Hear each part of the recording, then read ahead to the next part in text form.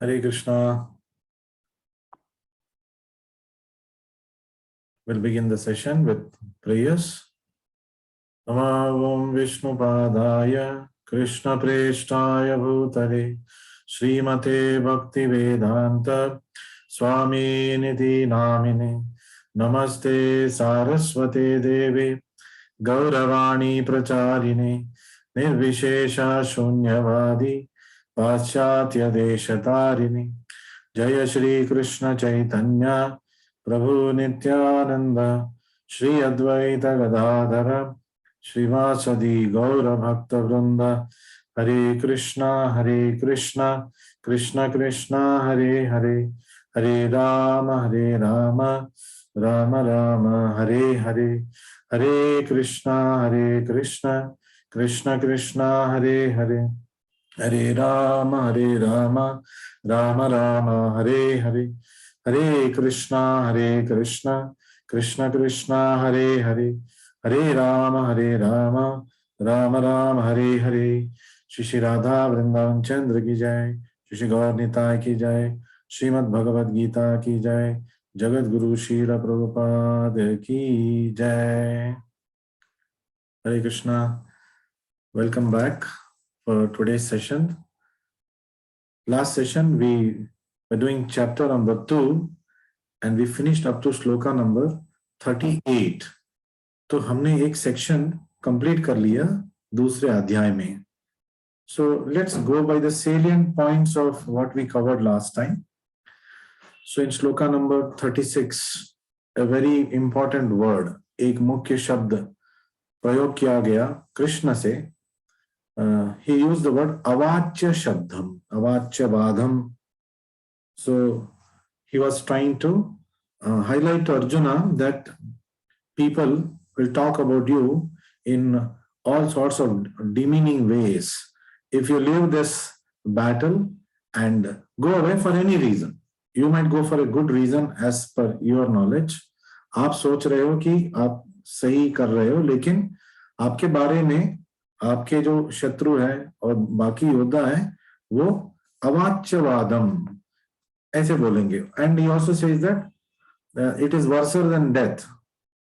Now, why is Krishna saying that? How can words be worse than death? तो शब्द मृत्यु से भी बदतर कैसे हो सकता है? So we all know that sticks can break bones. तो लाठी से मार पड़ेगा तो हड्डी पसली टूट सकता है, लेकिन जो कठिन शब्द है अवाच्य वादम्स है उससे it can break our heart.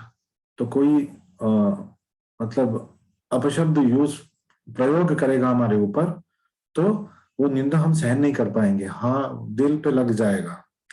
And हमारे जो स्पिरिट है हार्ट का, मतलब हमारे जिंदगी का जो स्पिरिट है वो टूट सकता है.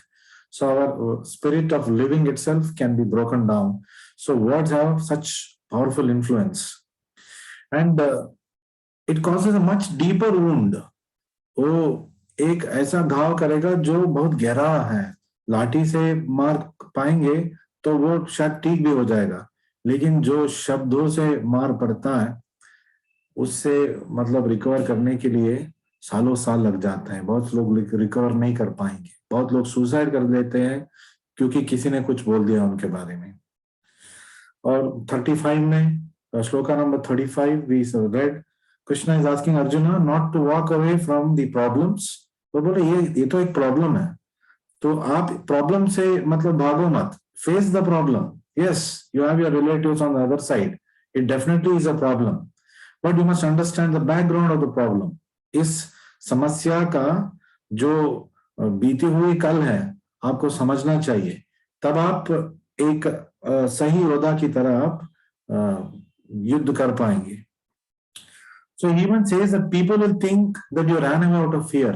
वो तो है ही, लोग तो बिना कारण कोई निंदा करने के लिए तैयार बैठे हैं. हमारे इर्द गिर्द भी ऐसे लोग रहते हैं. तो अर्जुन को अपहेलन करने के लिए तैयार बैठे थे लोग, दुर्योधन, कर्ण. And Arjuna thinks that walking away is a virtue. Arjuna ये सोच रहा है कि मैं चला जाऊंगा तो लोग यही बोलेंगे, अरे कितना सच्चा आदमी था, अपने लोगों को नहीं मारना चाहता था, चला गया. he doesn't want to kill his own kinsman. He walked away and they'll praise him. It's a virtue. This is what Arjuna was thinking. But Krishna is telling, no, it is not a virtue, it is a vice. मतलब ये एक अवगुण है, एक अपकीर्ति लेके आने वाला एक वृत्तांत हो जाएगा आपके जीवन में. And the wise thing would be not to walk away. युद्ध से क्षत्रिय को पीठ दिखा के तो नहीं जाना चाहिए, चाहे कोई भी कारण हो. समस्या का हल आप करो, समस्या को आप फेस करो. Please face the problem. So people will generally, why is Krishna telling this? Because people will generally judge us by our actions and not necessarily by our intentions. हमारा उद्देश्य क्या है वो ज्यादा लोग जानेंगे नहीं, वो यही देखेंगे कि हमने क्या किया. So our actions should be such that they don't lead to wrong perceptions in people. तो हमारा जो कार्य जो हम कर रहे हैं ना, हमें ऐसे करना है ताकि लोगों के मन में कोई शंका ना हो. मतलब it must be very crystal clear, our actions and our motives. So this is a phenomenon in the material world. इस भौतिक जगत में कुछ साइकोलॉजिस्ट ने इसको एक शब्द दिया है, एट्रीब्यूशन एरर. एट्रीब्यूशन एरर क्या है? हम करते कुछ है लेकिन लोग उसके बारे में कुछ और सोच लेंगे, बिकॉज लोग अपने मन के हिसाब से वो कैलकुलेट करके सोचेंगे. तो एग्जाम्पल मैंने लास्ट टाइम भी दिया था, someone has kept for long. तो यूजुअली यही बात होता है कि अगर कोई ज्यादा सो लिया है तो वन में कंक्लूड दैट इज लेजी, मतलब वो आलसी आदमी है. लेकिन बात ये हो सकता है कि वो पिछले नाइट देर से जगा था और देर से सोया, तो इसलिए वो टायर्ड हो गया और अभी वो सो रहा है. So somebody might be tired and he might be sleeping for a long hour, but the attribution error will be ये तो आलसी आदमी है, यहाँ तक सो रहा है. Person who doesn't know the background truth may give such a conclusion. जो पिछला किस्सा नहीं जानता है वो कुछ भी बोल सकता है.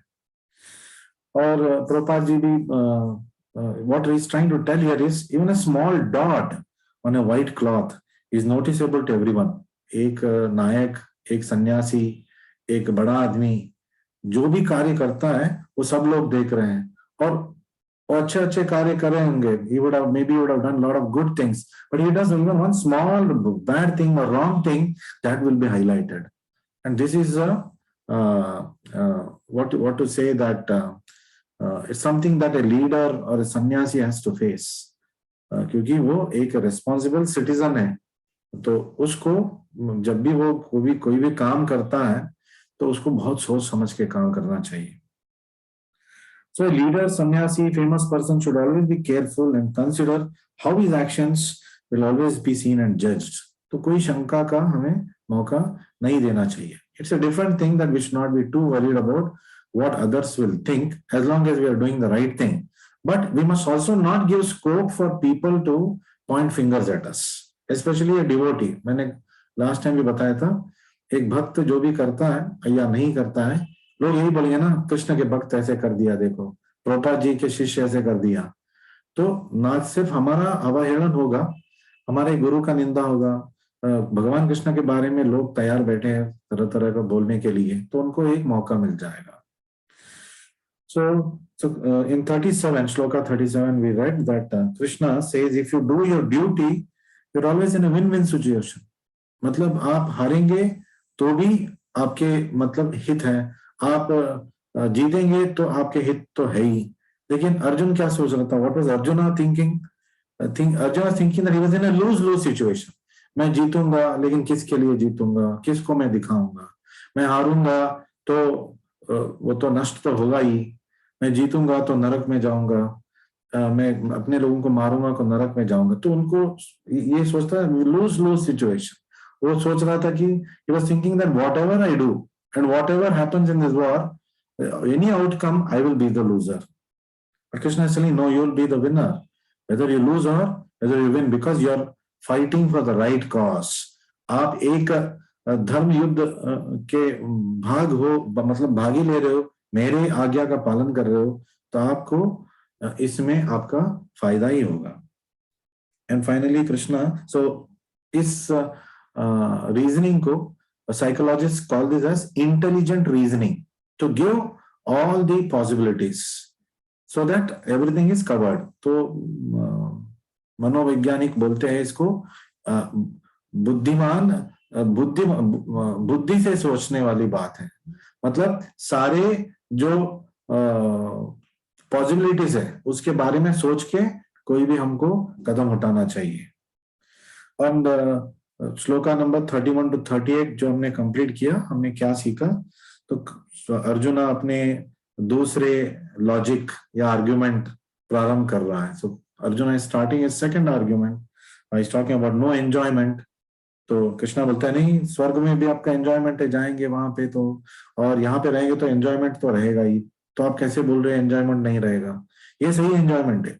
धर्म से आप युद्ध को जीतेंगे और जो भी या हारेंगे धर्म के लिए, इसमें आपका मतलब स्वर्ग में भी एंजॉयमेंट है, धरती पे भी एंजॉयमेंट है। So Krishna says fighting a religious और righteous war is the path for enjoyment. अगर हमें सही से सुख चाहिए तो हमें धर्म के मार्ग में चलना चाहिए। So with this we will move on to discussion of today shlokas. Today shloka starts from shloka number 39। तो 39 से प्रारंभ करने वाले हैं। तो 38 से 53 53, ये what is this shloka talking about? Further application of आत्म तत्व ज्ञान। तो आत्म तत्व ज्ञान पिछले हिस्से में हमने बात किया 31 to 38। तो यहां से आगे हम क्या बात करने वाले हैं? फर्दर एप्लीकेशंस, और कैसे हम इस आत्म तत्व ज्ञान को हमारे जीवन में हम उतार सकते हैं।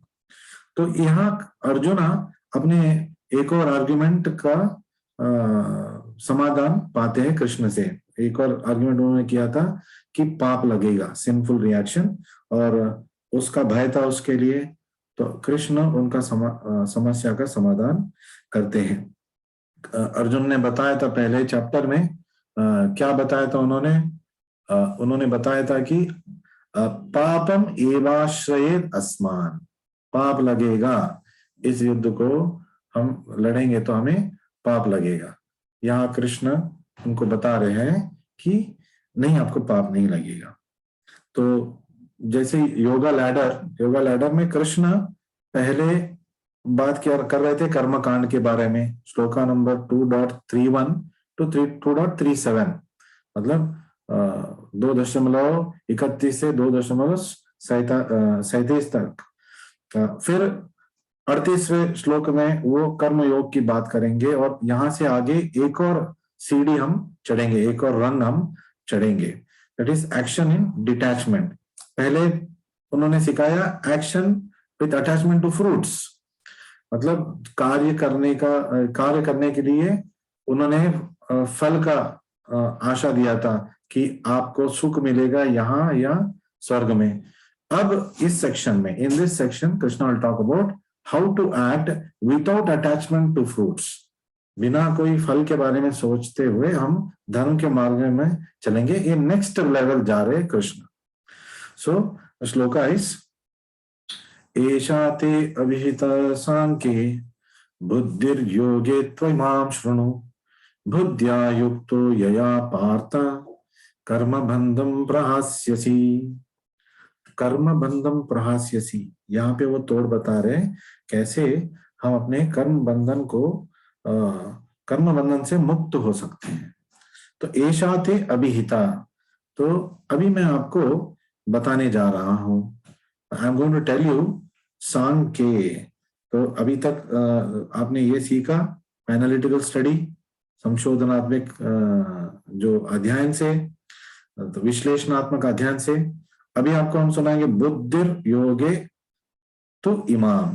फिर हम बुद्धि से, नेक्स्ट लेवल, बुद्धि से कैसे हम काम कर सकते हैं विदाउट फ्रूटिव रिजल्ट, योगे तो इमाम शृणु।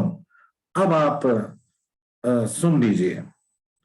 Now listen to the knowledge of yoga whereby one works without fruitive result.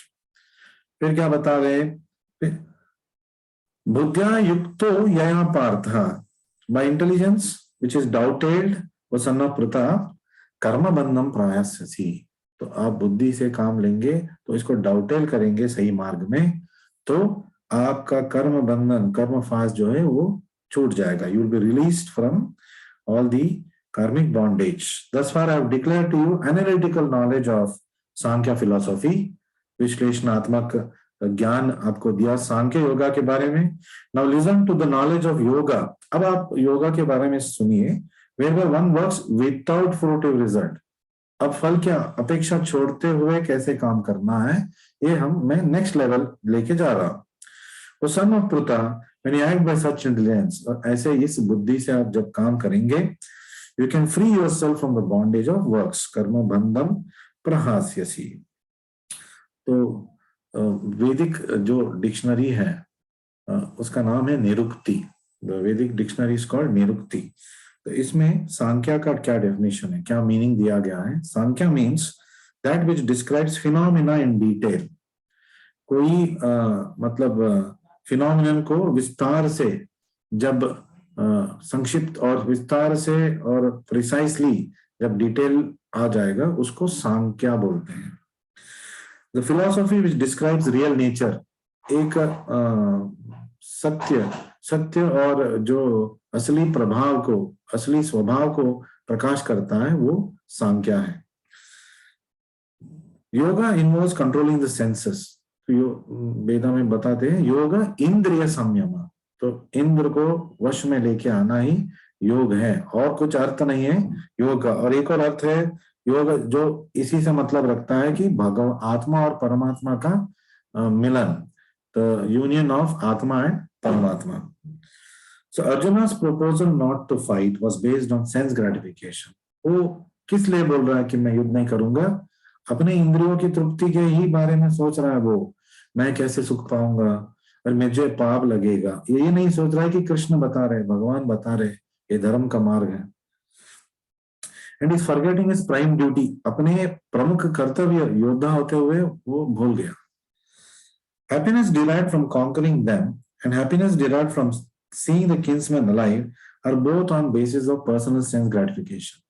Krishna हमको बता रहे हैं आपका सारे कैलकुलेशंस जो गणित चल रहा है वो तो इंद्रिय तृप्ति वाला चल रहा है, और आप एक मेरे मित्र हो, आप भक्त हो, आपको ये शोभा नहीं देता. और फाइनल बात तो यह है, योद्धा को युद्धभूमि छोड़ के जाने की बात करना शोभा नहीं देता. तो materially also you are wrong, spiritually anyway you are going wrong. आध्यात्मिक दृष्टि से तो आप अब गलत है ही, भौतिक जगत की दृष्टि में देखेंगे तब भी आप गलत हो. तो आप तो ये उल्टा बोल रहे हो. So all individual persons, including the Lord himself, are eternal individuals. तो भगवान और हम सब सारे व्यक्ति हैं.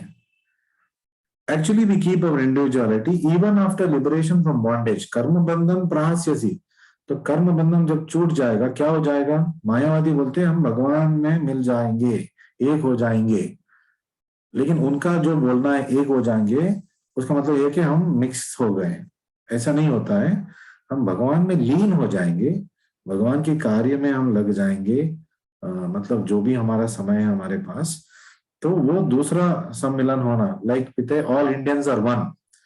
जब व्हेन वी से ऑल इंडियंस आर वन, क्या इसका मतलब है कि हम सब मतलब गम लगा के बैठे हैं क्या? ऐसा नहीं है. ऑल इंडियंस का मतलब we are all on the equal platform. That is what it means. In by constitution everybody is to be treated equally. But prime minister का अपना पावर्स है और एक लेमैन का अपना राइट्स है.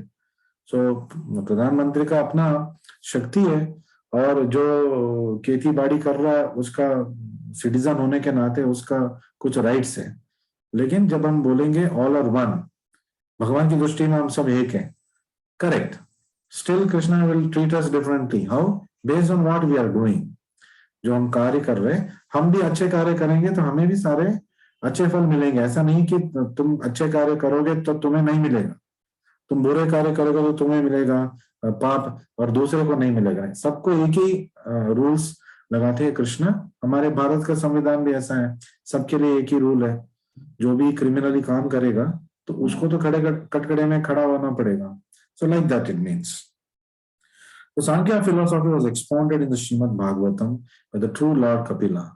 Sankhya जो ज्ञान है वो भगवान कपिल देव ने दिया था। यहाँ पे प्रभुपाद यूज कर रहे ट्रू लॉर्ड कपिला। क्यों ऐसे बता रहे हैं? मतलब जो सही है, जो सही वाला कपिला है, क्योंकि एक और कपिला थे लॉर्ड, उनको भी कपिल देव बोलते थे, लॉर्ड कपिल देव बोलते थे। वो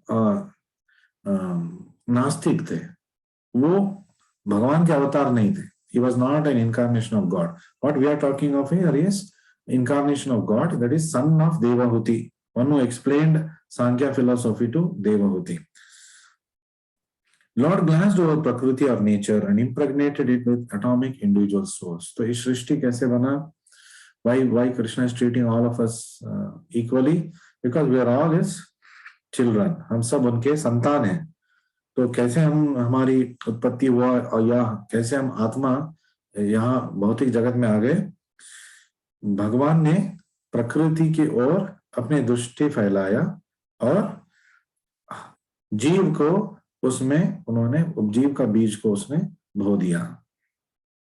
So when the living entity wants to become one with the Lord, this is the last snare of Maya. माया तरह तरह का परीक्षा करती है, तरह तरह का ऑब्स्टेकल्स डालती है। एक आदमी के लिए अब वो सब आध्यात्मिक जगत में जाने ही वाला है, तो एक और अंतिम परीक्षा माया लेके आती है। क्या परीक्षा है? उस यही सिखाती है कि तुम ही भगवान हो, हम सब भगवान हैं। तो ये बात पे लेके आके माया छोड़ देती है। And only after many births of such sense gratificatory activities, a great soul surrenders to Vasudeva. इसलिए बोलते हैं भगवद गीता में, बहुनाम जन्मनाम अन्ते ज्ञानवान माम प्रपद्यते वासुदेवम सर्व इति स महात्मा सुदुर्लभ। ऐसे महात्मा सुदुर्लभ है, very rare, who one who accepts Krishna as a supreme Lord as it is.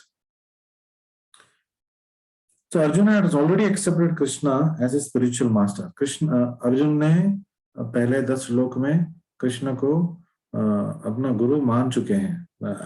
It is not going well as a friend because there is a lot of equalness that is going on. So he accepts Krishna as Guru. तो गुरु मानते हुए वो बोलते अब आप मुझे शिक्षा दीजिए। So this Buddhi Yoga is clearly explained in chapter 10, verse 10. 10वें अध्याय में श्लोक नंबर 10 में बुद्धि योग के बारे में कृष्ण फिर बताते हैं। As being direct communion with the Lord, भगवान और जीव का मिलन, आत्मा और परमात्मा का मिलन, ये योग है। और परमात्मा हर जीव जंतु के हृदय में बैठे हैं, sitting in everyone's heart. But such communion does not take place without devotional service. लेकिन ये जो जोड़ जो बनता है कैसे बनेगा? How does this union take place? By devotional service. Krishna की जब हम भक्ति सेवा करेंगे तब हम आत्मा परमात्मा से मिल जाएगा। And attains to this stage of बुद्धि yoga by special grace of the Lord. और तत्पश्चात भगवान कृष्ण बुद्धि योगा प्रदान करते हैं। ददामि बुद्धि योगम तम, ये कृष्ण बोलते हैं भगवद गीता में। I will give बुद्धि yoga, I'll give you intelligence by which you can come to me. And बुद्धि yoga mentioned in this verse is devotional service of the Lord. जो बुद्धि योग की बात अभी प्रभुपाद जी कर रहे हैं यहाँ भावार्थ में, वो भगवान की प्रेममय सेवा करना ये हेतु बता रहे हैं। So Lord Krishna's Sankhya and Lord Kapila's Sankhya are one and the same. जो कपिल देव जी ने, भगवान कपिल देव जी ने देवहूति के पुत्र ने सांख्य योग दिया, और भगवान जो कृष्ण अभी भगवद गीता में अनेक सारे योग के बारे में बात कर रहे, भक्ति योगा के बारे में बात कर रहे, तो ये भक्ति योगा और भगवान कपिल देव का सांख्य योगा एक ही है। मतलब उनका तात्पर्य और अंतिम निर्णय एक ही है। कृष्णस्तु भगवान स्वयं, आप ही भगवान हो और हम सब आपके दास हैं। एंड दोनों जब भगवद गीता हम पढ़ते हैं या सांख्य योगा पढ़ते हैं, वो पढ़ने का या सुनने का, now you are hearing Bhagavad Gita, this is also bhakti yoga, ये भी भक्ति योगा का एक अंग है। So buddhi yoga means to work in Krishna consciousness. बुद्धि योग का मतलब क्या है? कृष्ण भावनामृत में कार्य करना। In full bliss and knowledge of devotional service, पूरे ज्ञान से, आनंद से जब हम भगवान कृष्ण की, राधा कृष्ण की सेवा करेंगे, इसको बुद्धि योग कहते हैं। By such transcendental engagement, one achieves all transcendental qualities automatically by the grace of Lord. तो हमें कुछ कोर्स करने की जरूरत नहीं. We don't have to go through some courses of improving our personality, behavior. क्योंकि जब हम भक्ति सेवा में जुड़ जाते हैं तो सारे अच्छे गुण अपने आप हमारे अंदर आ जाएंगे. All good qualities comes into a person who is engaging in devotional service of Krishna. उसके लिए अलग कुछ करने की जरूरत नहीं है. ज्ञान भी आ जाएगा. कृष्ण बोल रहे ददामी बुद्धि योगम तम, मैं आपको ज्ञान दे दूंगा जिससे आपको मेरी तरफ आने की संपूर्ण मतलब ज्ञात हो जाएगा. So you will get all knowledge for the betterment of your ultimate existence. Buddhi yoga is therefore the transcendental quality of work that we perform. तो बुद्धि योग क्या है? ये एक दिव्य गुण है कार्य का. मतलब क्या है? डिवोशनल सर्विस है. भक्ति में भगवान कृष्ण की सेवा करना. So Krishna uses the word Sankhya for the first time in shloka number 39. पहली बार सांख्या ये शब्द प्रयोग कर रहे हैं. पहले उन्होंने बात किया, अभी तक सांख्या योगा के बारे में बात कर रहे थे, फिर कर्म कांड के बारे में बात किया, talked about कर्म Kanda, and then he started talking about कर्म yoga, and now he has come to बुद्धि योगा. अब वो बुद्धि योग के बारे में बात कर रहे हैं. So सांख्या एनालिसिस है और बुद्धि का मतलब क्या है? Internalising all the analytical knowledge. जब हम उसको प्रैक्टिकली अप्लाई करेंगे वो बुद्धि है, बुद्धि योगा है. सो श्लोका नंबर 10.10 में कृष्णा फिर बुद्धि योग के बारे में बात करेंगे. So will go to shloka number 40. I will display this on your screen. It's a very important shloka, especially for devotees, for beginners. We can say that it is one shloka that instills faith in all of us. What is that faith that Krishna is trying to give us? What is that assurance Krishna is trying to give us? Neha abhikrama nashosti, ne na iha abhikrama nasha asti, pratyavayo na vidyate, swalpam api asya dharmasya त्रायते महतो भयात. स्वल्प कुछ करने से बड़े चीज मिटने वाला है. क्या है वो? Doing something little, great thing is going to get destroyed. What is that? न यह अभिक्रमा. तो इस जगत में, भौतिक जगत में जब हम प्रयास कर रहे हैं, नाशो अस्ति, तो यहाँ पे कोई लॉस नहीं है, नष्ट नहीं है. न अस्ति, न नाशो अस्ति, न यह अभिक्रम नाशोस्ति. प्रत्यवायः न विद्यते. प्रत्यवाय मतलब कम हो जाना, डिमिनिशन. न विद्यते, यहाँ पे कुछ भी कम भी नहीं होगा. क्या करने से? स्वल्पमपि अस्य धर्मस्य, little bit engagement in religious occupation or guidelines of Lord Krishna. Trayate mahata bhayat, releases us from greatest fear of dangers. So by doing little in the path of Krishna consciousness, then the greatest dangers that we may fear or may face will be resolved by Krishna. So in this endeavor there is no loss or diminution. ये बुद्धि योग में आपको कोई नष्ट नहीं है, कुछ भी कम नहीं होगा. And a little advancement on this path, और इस पथ पे आप थोड़ा भी चल पाएंगे, can protect one from the most dangerous type of fear. तो आपको इससे जितना भी बड़े आपके लिए भय है, कितना भी बड़ा डेंजर है आपके जिंदगी में, तो उससे कृष्ण धर्म के मार्ग से आपको प्रोटेक्शन देंगे, रक्षा देंगे. So this is what Krishna is telling and assuring Arjuna here. So activity in Krishna consciousness is the highest transcendental quality of work. तो कृष्ण भावनामृत में कार्य करना ये एक ऊंचे स्तर वाला कार्य है. सबसे ऊंचा स्तर वाला जो मनुष्य कर सकता है कार्य, ये कार्य है. Any work begun on the material plane has to be completed. Otherwise the whole attempt becomes a failure. भौतिक जगत में हमने कुछ कार्य प्रारंभ कर लिया, तो उसको अगर हम कंप्लीट नहीं करेंगे तो उसका फल नहीं मिलेगा. मतलब वो सक्सेसफुल नहीं माना जाएगा। कोई एथलीट 100 मीटर्स भागना प्रारंभ कर लिया और बीच में रुक गया, तो उसमें वो तो अनसक्सेसफुल है। सो इट इज यशस्वी नहीं है। लेकिन any work begun on the material plane has to be completed, otherwise the whole attempt becomes a failure. But any work begun in Krishna consciousness, Krishna के भक्ति के मार्ग में जब हम आएंगे और कोई भी कार्य हम प्रारंभ करेंगे, has a permanent effect even though not finished. किसी कारणवश अगर जीव भक्ति पथ में आगे नहीं चल पाएगा, गिर जाएगा, पतन हो जाएगा, फिर भी उसमें कोई नष्ट नहीं है, वो खत्म नहीं हो जाएगा। क्या होगा? 1% done in Krishna consciousness bears permanent results, so that the next beginning is from the point of 2%. तो अगर आप 1% काम करते हो कृष्ण भावनामृत में, अगले जन्म में आप 2% से प्रारंभ करेंगे। भौतिक जगत में आपने लाखों करोड़ों कमाया और मरणांतर दूसरे देह में चले गए, उसका 1 पैसा आपको मिलने वाला नहीं है।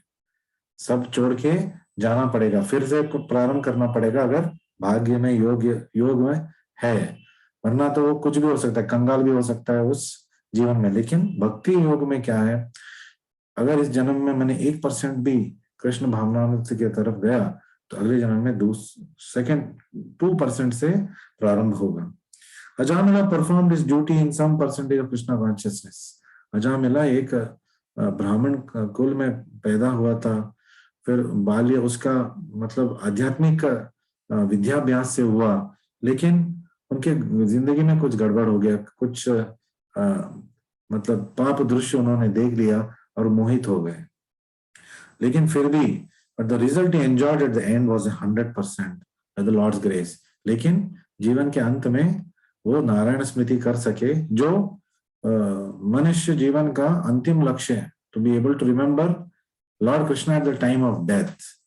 This is the success of life. So Prabhupada says Krishna consciousness is not simply about art of living. It is also teaching you about the art of dying. कैसे एक परफेक्ट मृत्यु हम पा सकते हैं, जो सक्सेसफुल मृत्यु है। सक्सेसफुल मृत्यु मतलब सक्सेसफुली मरना नहीं। However, death can be a success, a gateway between this life to the higher world. तो भागवत में बताते हैं, त्यक्त्वा स्वधर्मम चरणाम्बुजेर हरे, चरणाम्बुजम हरेर भजन्न पक्को अतपतेत ततो यदि यत्रत्वा अभद्रम अबुद अमुष्य किम को वार्ता आप तो अभजताम स्वधर्मतः।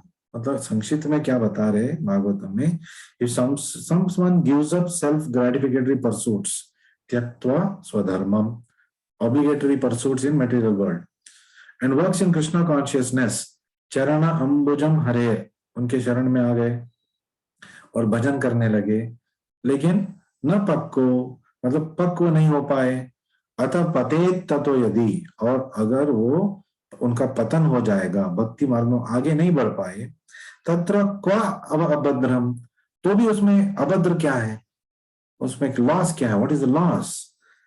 अबुदमुष्य किम को वार्ता आप तो अवजताम स्वधर्मथा, and what can one gain if one performs his material activities perfectly? हमारे भौतिक कार्यों को हमने परफेक्टली मतलब निभाया, लेकिन अंत में नारायण स्मृति नहीं हुआ, तो सब मिट्टी में मिल गया। यही बताते हैं इस श्लोक में। What profit is a man? Bible में भी ये बता रहे, if he gains the whole world yet suffers the loss of his eternal soul. पूरे विश्व को जीत लिया, लेकिन आत्म उद्धार नहीं कर पाया, तो फिर उसमें क्या फायदा हुआ? Material activities and the results end with the body. भौतिक कार्य इस देह के अंत में वो भी खत्म हो जाएगा, पाप पुण्य हम लेके जाएंगे। But work in Krishna consciousness carries the person again to Krishna consciousness.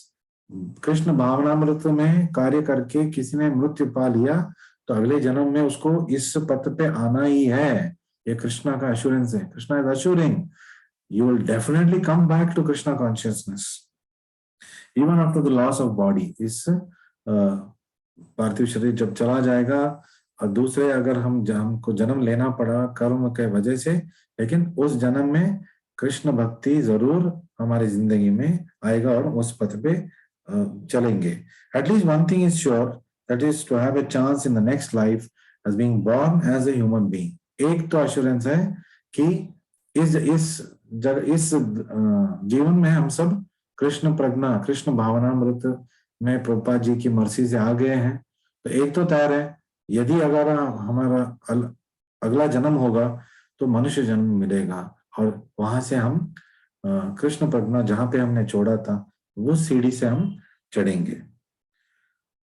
So a family of अगले जन्म में a family of great cultured ब्राह्मणा और इन a rich aristocratic family हमारा जन्म हो सकता है. तो हम एक अमीर भक्त के घर में या फिर एक विद्यावान ब्राह्मण के कुल में हम पैदा हो सकते हैं. दोनों पक्ष में भक्ति मार्ग में हमें सौलभ्य मिलेगा, सुविधा मिलेगा. So that is the unique quality of work done in Krishna consciousness. ये एक विशेष गुण है जो भी हम कार्य अभी कर रहे हैं कृष्ण भावनामृत में, उससे हमारा कोई नष्ट नहीं होने वाला है. It's called as carrying it forward. We are going to take it forward. Carry over हो गया अच्छी तरीके से, मतलब इन अ गुड सेंस. जैसे कि इंजीनियरिंग एग्जाम में कोई फेल हो गया, लेकिन वो कैरी ओवर करके वो दूसरे मतलब नेक्स्ट लेवल में वो जा सकता है. So similarly, we can carry over our Krishna consciousness and practice it in our next life. So, what is being told in gist here is everything material we attain is lost at death. जो भी भौतिक चीजें हमने यहाँ इकट्ठा किया है, मरणांतर वो सब यही छोड़ के जाना है. And even if we do materially good things, the resulting good is still finite. जितने भी हम अच्छे कार्य करेंगे उसका प्रतिफल तो मतलब लिमिटेड ही होगा. यदि हम स्वर्ग में भी चले गए, ब्रह्मलोक भी चले गए, तो क्षीणे पुण्य मर्त्यलोक विशंति, वो जब घट जाएगा, माइनस हो जाएगा पुण्य, हमें वापस धरती पे आना है, मनुष्य जीवन या कोई और योनि में हमें फिर संसार के चक्र में पड़ना है. सो spiritual things alone last for ever. तो केवल आध्यात्मिक जो हम कार्य कर रहे हैं यही शाश्वत रहने वाला है. यही पूंजी है जो हम आगे लेके जाएंगे. टाइम कैन नॉट डिप्लीटेड, और समय उसको नष्ट नहीं कर सकता. भौतिक जगत में समय के साथ सब कुछ नष्ट हो जाता है, बिगड़ जाता है, टूट जाता है. और वैकुंठ लोक में, गोलोक में जब हम जाएंगे, वहां पे हम निश्चिंत निर्भय होके जी सकते हैं या रह सकते हैं कृष्ण भावनामृत कार्य में तल्लीन होके. So this is the gist of what we did today. So very somebody asked me a question कि प्रभु जी आप भगवत गीता की ज्ञान पाने से क्या मिलेगा हमें? What do we get by getting the knowledge of Bhagavad Gita or by knowing Krishna? Krishna को जानेंगे तो हमें क्या मिलेगा? तो पहला तो जब आप कृष्ण को जानेंगे आप सब कुछ जान लेंगे. When you know the complete whole, तो आप सब कुछ जान गए. मतलब तस्मिन् विज्ञाते सर्वम एव विज्ञातम भवति. कृष्ण को जानेंगे तो सब कुछ, सब सारे नॉलेज आ गए. He can take right decisions even in the most provoking situations of life. जिंदगी में कोई भी हमें मोड़ मिले, कोई भी तकलीफ मिले, लेकिन हम सही सही डिसीजंस लेंगे जो भगवत गीता का अध्ययन करते हैं. और तीसरा, just like we can see things clearly in bright sunshine. जब कृष्ण हमारे जीवन में आएंगे तो हमारे जीवन में प्रकाश आएगा, तो हम सारे चीज मतलब उसके उनके असली स्वरूप में देख सकते हैं. अपने आप को भी अपने असली स्वरूप में, कृष्ण दास के स्वरूप में हम देख सकते हैं, और उस मार्ग में हम जा सकते हैं. Thank you very much for joining me in this session. We will meet again. I do not know when. I will ping you when it is possible. तो मेरा दामोदर का सेवा अभी 11 तारीख से शुरू होगा. मैं जितना भी समय दे सकता हूँ मैं देने के लिए कोशिश करूंगा. Thank you very much. Hare Krishna Hare Krishna Hare Krishna. Thank you Prabhu ji. Hare Krishna Prabhu ji. Hare Krishna Hare Ram Ram Ram Hare Hare. Hare Krishna Hare